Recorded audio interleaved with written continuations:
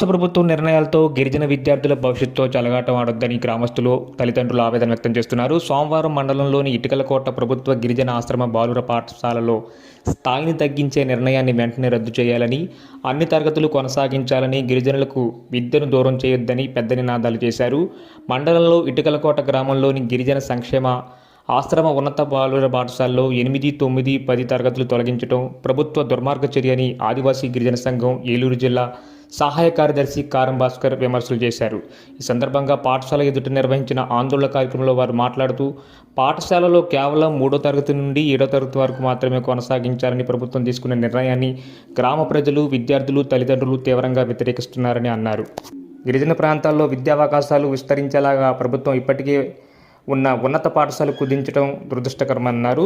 8, 9, 10 తరగతులు తొలగించడం వల్ల ఇటికలకోటతో పాటు పరిసర ప్రాంతాల్లో గిరిజన విద్యార్థులు విద్యకు దూరం అయ్యే ప్రమాదం ఉందని ఆందోళన వ్యక్తం చేశారు. ఉన్నటువంటి దాంట్లో 3 నుంచి 7 వరకు ఈ జిల్లాలో 4 స్కూళ్ళని ప్రభుత్వం ఎంపిక చేసింది. ఇది సరైనది కాదు. ఈ 3 నుంచి 7 వరకు ఉంటే మరి 8, 9, 10 ఎక్కడ ఉంటారనేది ఒకటే వస్తుంది. దీంతోపాటు 21 ఆశ్రమ స్కూల్లో 3, 4 తీసేశారు. వాళ్ళు ఎక్కడ ఉంటారనేది ప్రశ్నార్థకంగా ఉంది.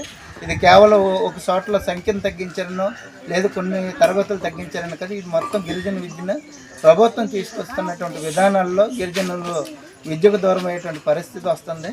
గత 2015లో ఇప్పుడు ఉన్నటువంటి టీడీపీ ప్రభుత్వం ఆశ్రమ స్కూల్స్ ఉండకూడదు, అన్ని కూడా హాస్టల్స్ ఉండకూడదు, స్కూల్స్ ఉండాలి అనేది ప్రభుత్వం తీసుకొచ్చి ఇక్కడ ఉన్నటువంటి 54 ఆశ్రమ హాస్టల్స్ని 25 హాస్టల్స్ స్కూల్గా తీసుకొచ్చింది. ఇప్పుడు తీసుకొచ్చేటువంటి విధానాలు మళ్ళీ పాత పద్ధతి అవలంబించేలాగుంది. ఇది ప్రభుత్వం తీసుకున్నటువంటి చర్యలనే ఈరోజు తల్లిదండ్రులుగాను మేము దీన్ని వ్యతిరేకిస్తున్నాం.